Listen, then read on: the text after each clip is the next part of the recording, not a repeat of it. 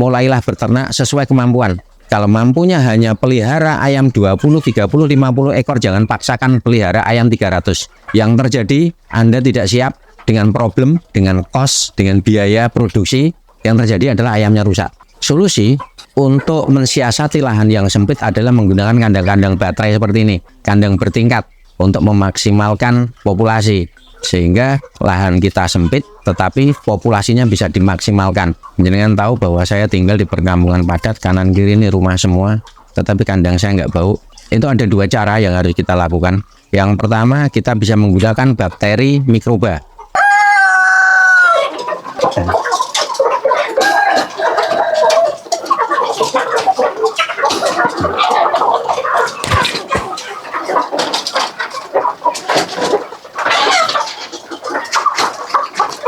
Assalamualaikum warahmatullahi wabarakatuh. Perkenalkan, saya Alim Muarif. Alamat saya di Pelalangan, Pandowo Harjo, Sleman. Saat ini saya menekuni profesi sebagai peternak ayam KUB. Jadi saya memutuskan beternak ayam KUB itu dari tahun 2019 pada masa pandemi COVID. Ya, dan saya memutuskan KUB karena kaitannya dengan saya tinggal di perkampungan padat, lalu efisiensi tempat dan bagaimana pola pemeliharaan ayam KUB yang menurut saya pada saat itu bisa saya lakukan di tempat yang padat penduduk, lahan sempit, kita bisa peternak dan menghasilkan uang. Itu sebagai pilihan kenapa saya memilih ayam KUB. Karena KUB adalah ayam yang diciptakan oleh Kementerian Pertanian untuk menciptakan peternak-peternak skala rumahan. Kita bisa memiliki indukan, menciptakan DOC sendiri, dan menghasilkan daging sendiri, sehingga kita tidak ketergantungan dengan sebuah perusahaan. Itu sebagai solusi untuk peternak-peternak skala rumahan. Itu yang menjadi alternatif pilihan saya, sehingga KUB ini bisa diternakkan oleh siapa saja dari kalangan sekecil apapun, dan dia tinggal di lahan sempit kayak apapun bisa ternak KUB. Jadi tidak perlu punya modal besar, tidak perlu punya lahan yang luas, kita bisa memulai bahkan di lahan yang sekecil apapun di bawah atap bisa. Itu kenapa menjadi pilihan saya. Sebelumnya tidak pernah terfikirkan dalam benak saya bisa menjadi peternak. Sama sekali tidak ada perencanaan. Basic saya bukan peternak. Saya dulu sebelum pandemi COVID, bisnis saya adalah properti, saya pengembang dan kontraktor. Nah, jenengan tahu sendiri, ketika bisnis properti menjadi pengembang dan kontraktor itu modalnya besar. Otomatis saya menggunakan permodalan dari pihak ketiga. Dan pada masa pandemi COVID itu nggak bisa jalan. Saya tidak bisa melakukan kewajiban saya untuk langsung ke pihak ketiga. Sehingga saya putuskan daripada itu menjadi beban, uang bank saya kembalikan. Dan saat itu saya menjadi pengangguran karena nggak punya basic apapun kecuali di bidang konstruksi. Alhamdulillah sama saudara saya dikenalkan ini salam hormat kepada guru saya apabila menonton, guru saya Dr. Hewan Hari Wibowo. Salam hormat untuk Dr. Hari Wibowo. Atas jasa beliau saya belajar ke Dr. Hari Wibowo, saya dibimbing, dan waktu itu saya nekat, ilmu yang belum cukup, saya melakukan ternak skala pembesaran dengan per bulannya saya check in DOC antara 300 sampai 500 ekor per bulan. Itu bukan jumlah yang sedikit, yang lumayan untuk pemula. Berjalannya waktu ya periode 1, 2, 3 oke jalan. Tetapi ada kendala juga. Jenengan tahu bahwa 2020 ada PPKM darurat, semua resto tutup dan ayam kita nggak keluar kemana-mana, kita nggak bisa jualan. Nah dari situlah saya sama istri akhirnya memutar otak. Kita tidak mengandalkan bakul yang mau ngambil ke kita. Justru dari situ kita ada hikmahnya, kita bisa jualan sendiri. Kita berusaha membuka pasar sendiri. Dari jualan ayam hidup, dari jualan ayam karkas. Ayam karkas itu ayam yang sudah dipotong bersih, tinggal masak, itu ayam karkas namanya. Sampai akhirnya kita bisa membuka bisnis ayam kuliner dari ayam KUB ini. Nah dari situ hikmahnya ketika kita ada di posisi sulit tahun 2020 PPKM darurat, dan alhamdulillah itu bisa berjalan, kita membangun pasar sendiri dan itu bisa berjalan sampai sekarang. Banyak peternak yang datang belajar ke sini itu karena melihat lahan saya yang sempit. Saya tinggal di perkampungan padat. Solusi untuk mensiasati lahan yang sempit adalah menggunakan kandang-kandang baterai seperti ini, kandang bertingkat untuk memaksimalkan populasi. Sehingga lahan kita sempit tetapi populasinya bisa dimaksimalkan. Ini kalau mau masih bisa ditingkat lagi, sampai berapa tingkat masih bisa. Ya, saya punya peternak itu sampai tingkat 3, bahkan kalau naik itu pakai tangga gitu. Itu bisa, itu sebagai solusi untuk menjawab peternak yang tidak punya lahan. Dengan kandang lahan yang sesempit apapun itu tidak menjadikan kendala. Jadi kita bisa mencarikan solusi dengan sistem kandang baterai, kandang bertingkat. Itu bisa dimaksimalkan populasinya. Ini kandang di belakang sama kandang di depan itu populasinya 400 sampai 500 ekor. Itu selalu siklus karena saya juga membangun kemitraan untuk saat ini. Jadi ayam yang dari mitra transit ke sini nanti 1-2 minggu keluar lagi, selalu seperti itu. Jadi populasi di sini selalu full 400-500 ekor, selalu seperti itu. Jadi begini Mas Adi, di dalam peternakan apapun itu kadang terkendala dengan bau kandang. Jenengan tahu bahwa saya tinggal di perkampungan padat, kanan kiri ini rumah semua, tetapi kandang saya nggak bau. Itu ada 2 cara yang harus kita lakukan. Yang pertama, kita bisa menggunakan bakteri mikroba. Bakteri mikroba itu bisa dicampurkan ke dalam pakan dan minum, atau ada juga yang pakannya difermentasi. Fermentasi itu juga menggunakan bakteri mikroba. Tetapi selain bakteri mikroba, selain dicampurkan ke pakan dan minum, kotoran dan alas kandang ini disemprot menggunakan bakteri mikroba minimal seminggu sekali, atau paling tidak SOP-nya adalah seminggu 2 kali. Tiap 3 hari sekali kita semprot alas kandang dan kotorannya ini menggunakan bakteri mikroba. Kalau tidak menggunakan bakteri mikroba, ada menggunakan bahan kimia namanya asam sitrat. Asam sitrat itu juga bisa dicampurkan ke dalam pakan atau disemprotkan ke kotoran dan alas kandang. Itu untuk menanggulangi supaya tidak ada bau dan lalat. Jangan bisa lihat kandang saya tidak bau dan tidak ada lalat sama sekali.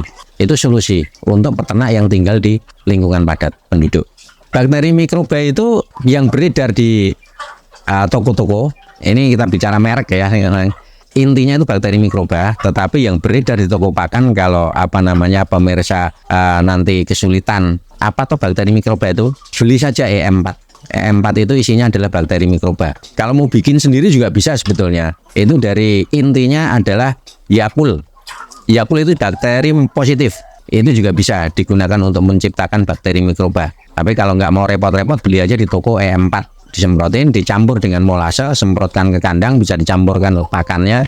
Itu akan mengurai, bakteri itu akan mengurai kotorannya, sehingga bakteri jahat yang menyebabkan bau itu bisa diurai oleh bakteri mikroba. Nah, saya nggak pakai kapur. Kapur biasanya dipakai untuk awal memulai tabur benih baru. Itu untuk meminimalkan bakteri protozoa. Jadi amonia itu ketika kotoran numpuk dan dia tidak terurai, akan naiklah gas amonia. Makanya bakteri mikroba itu fungsinya adalah untuk mengurai itu. Jadi gas amonianya nggak sampai banget karena sudah terurai duluan. Jadi nggak sampai menjadi gas dia, nggak sampai menjadi amonia. Itu fungsi dari bakteri mikroba. Jadi begini Mas, ternak KUP itu ada tahapannya ya. Dari DOC, pembesaran menjadi pedaging, dan indukan.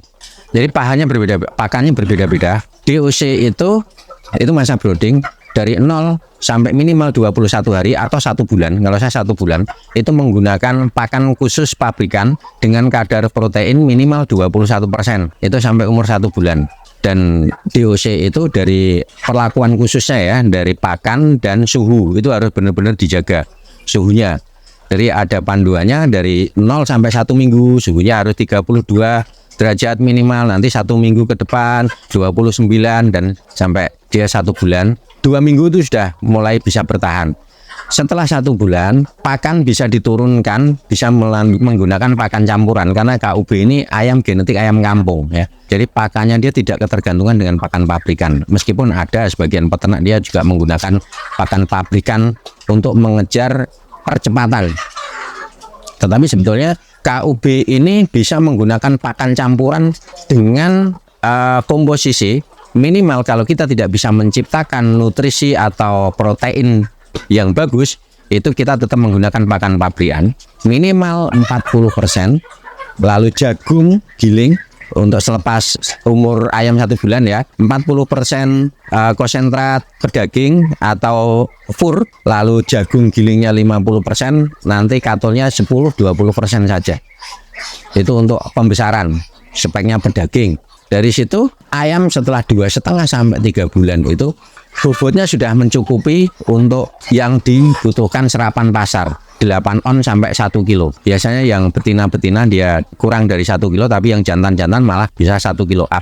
Itu butuh waktu 2,5-3 bulan saja. Jadi bobot ayam itu sangat dipengaruhi oleh bagaimana nutrisi pakan. Jadi kalau berpikir bagaimana untuk menghemat pakan, konsekuensinya nanti adalah waktunya butuh waktu yang sangat panjang, sehingga kita rugi di waktu. Jadi kita harus paham menciptakan pakan tidak mahal tetapi juga tidak murahan. Yang harus diperhatikan adalah kadar nutrisi apa yang dibutuhkan oleh ayam kita. Jadi proteinnya harus berapa persen, metabolisme energinya harus berapa persen, karbohidratnya harus berapa persen, sehingga nutrisi yang dibutuhkan oleh pertumbuhan ayam untuk menjadi pedaging ini semuanya tercukupi, sehingga waktu panennya bisa terpenuhi gitu, dan bobotnya tercapai di usia 2,5-3 bulan.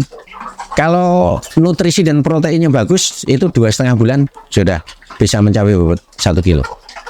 Ya namanya kita ternak makhluk bernyawa, itu pasti ada aja kendala dari bakteri, senot, CRD, flu. Biasanya yang sering dialami itu ketika terjadi peralihan musim pancaroba, dari musim penghujan ke musim kemarau atau dari musim kemarau ke musim penghujan. Itu kalau orang kebanyakan menyebutnya musim aratan. Itu banyak musim ayam sakit. Tetapi kita harus paham bagaimana mengantisipasi itu. Lakukan SOP manajemen kandang. Apa itu SOP manajemen kandang? Kebersihan kandang harus terjaga, amoniak tidak naik, ayamnya harus dikasih vitamin, supaya ayam tidak gampang terserang sakit. Itu lakukan penyemprotan kandang menggunakan desinfektan. Minimal seminggu sekali lakukan penyemprotan kandang menggunakan desinfektan. Fungsinya untuk apa? Supaya virus dan bakteri tidak bisa berkembang di kandang, terutama pada saat musim pancaroba. Itu kelembapan udara sangat tinggi dan menyebabkan virus dan bakteri sangat mudah berkembang di kandang. Nah, selain itu juga pada saat musim pancaroba, kasih pakan ayam kita yang pakan yang nutrisinya bagus, tambah vitamin. Dan kita harus paham ketika musim pancaroba, vaksin itu harus SOP, vaksin ayam harus divaksin dan DOC. Lalu minum-minumnya ini kita harus menyesuaikan. Ketika ada ayam sakit, kasih obat-obatan. Kita harus paham ini ayam kita sakit apa, kasih obat sesuai dengan, karena ayam berbeda-beda. Ayam sakit ini obatnya ini, ayam sakit ini benar. Nah itu peternak harus paham itu. Awal-awal saya beternak karena kurangnya ilmu dan nekat pada saat itu, minim ilmu tetapi sudah langsung pembesaran dengan skala yang besar. Ayam kita terserang virus. Kita pernah mengalami populasi itu tahun 2020 400 ekor ayam kita cuma tersisa 40 ekor. Jadi pengalaman itulah yang menyebabkan kita harus banyak belajar lagi. Kalau peternak belum pernah mengalami itu, mental yang belum kuat. Jadi dari pengalaman itu saya jatuh di 2020 dengan kandang saya terserang virus. Saya mulai merubah mindset saya, tidak menjadi peternak skala pembesaran, tetapi saya memulai dengan indukan. Dari nol lagi mas, dari nol lagi. Yang dulu populasi saya besar, nggak mampu untuk memulai dengan yang besar. Saya memulai dari yang kecil dengan memelihara. Waktu itu saya cuma punya 20 ekor betina. Nah dari situ mulai kembali lagi menikmati proses lagi. Jadi punya indukan, punya telur-telur tetas seperti ini, kita menetaskan sendiri, menciptakan DOC sendiri, pembesaran sendiri, dan sampai saya olah menjadi kuliner sendiri. Jadi mata rantai di semua hulu sampai hilirnya ini saya pernah alami semuanya. Saya menikmati proses itu sehingga saya masih eksis sampai sekarang.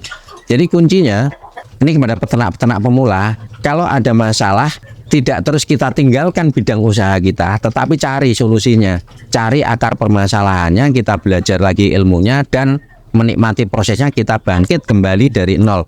Jangan beralih ke bidang usaha baru yang itu juga membutuhkan gambling yang sangat tinggi. Itu mentalnya harus kuat. Jadi peternak-peternak pemula jangan melihat ketika peternak sukses itu tiba-tiba dia jalannya mulus saja, enggak. Pasti semuanya ada kendala. Yang jelas belajarlah dengan orang yang tepat.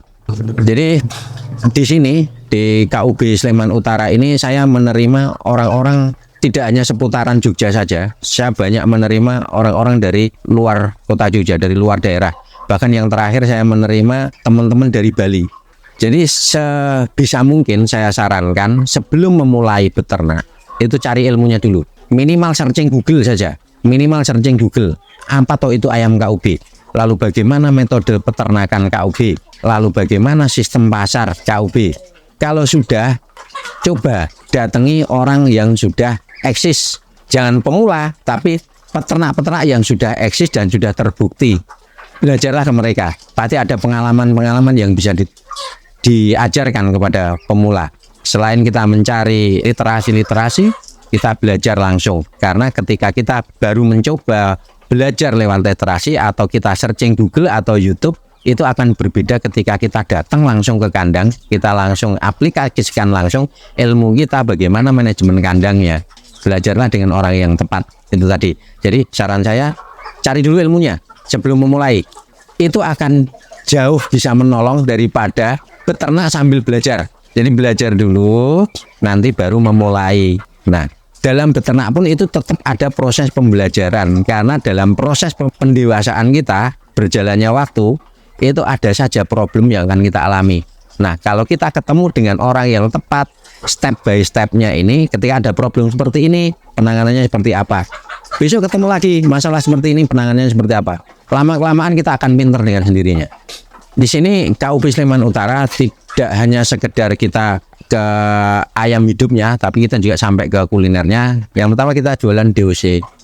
DOC-nya ada, lalu secara spesifik KUB Sleman Utara itu menyediakan calon indukan KUB 2. Jadi di sini ayam-ayam kita seleksi yang tidak layak untuk jadi indukan kita jadikan pedaging, dan kuliner yang ayam-ayam bagus kita jadikan untuk calon indukan. Dan yang mau beli calon indukan silahkan datang ke Sleman Utara. Kita tidak jual lepas begitu saja, kita dampingi, kita kasih bimbingan, dan semuanya gratis, free. Bahkan tidak datang ke KUB Sleman Utara tidak hanya beli ayam, datang ngobrol-ngobrol, belajar, tidak dipungut biaya sebesar pun, gratis. Monggo silahkan datang ke KUB Sleman Utara. Kita mengedukasi terutama anak-anak muda. Ayo, ini potensi yang menguntungkan. Jadi lulus sekolah, lulus kuliah, tidak hanya sekedar mencari pekerjaan. Yuk ciptakan peluangmu sendiri. Jadilah entrepreneur baru. Dunia peternakan menjanjikan. Yang jelas kita mau belajar. Saya mengajak ke kaum milenial, cobalah lirik potensi-potensi baru yang mungkin tidak ada di bangku kuliah, mungkin tidak ada di bangku sekolah, tetapi ini bisa menjadi peluang bisnis. Untuk KUB Sleman Utara bisa menghubungi di 0822 42 169 804. Untuk saya mengajak khususnya kalangan muda, karena kebanyakan yang datang ke sini itu rata-rata golongan bapak-bapak yang sudah mau masuk masa pensiun. Jadi orientasinya tidak untuk bisnis oriented, tetapi untuk mengisi kesibukan. Tetapi kalau anak muda yang mau belajar ke sini, saya ajari bagaimana ke bisnis orientednya. Karena ini peluang sangat menjanjikan. Saya berpesan untuk kalangan muda, generasi muda, ketika mau beternak, yang pertama tadi belajar dulu, cari ilmunya. Yang kedua, mulailah beternak sesuai kemampuan. Kalau mampunya hanya pelihara ayam 20, 30, 50 ekor, jangan paksakan pelihara ayam 300. Yang terjadi, Anda tidak siap dengan problem, dengan cost, dengan biaya produksi. Yang terjadi adalah ayamnya rusak, tidak sesuai harapan. Jadi sesuaikan kemampuan kita, ilmu kita, dan pembiayaan kita. Itulah yang diterapkan untuk pemula. Dari sedikit dulu, nikmati prosesnya. Ketika semuanya sudah dikuasai, baik itu ilmu dan finansial, oke. Go, silahkan. Kalau mau berternak secara skala besar-besaran, monggo silahkan. Tetapi jangan lupa bangun jaringan juga. Saya berharap peternak tidak hanya menjadi sekedar peternak, tetapi juga menjadi entrepreneur, pelaku bisnis, sehingga bisa mempertahankan eksistensi KUB ini bisa bertahan. Dan saya berharap ini KUB adalah produk dalam negeri, produk anak bangsa yang bisa menjadi raja di negaranya sendiri. Itu harapan saya.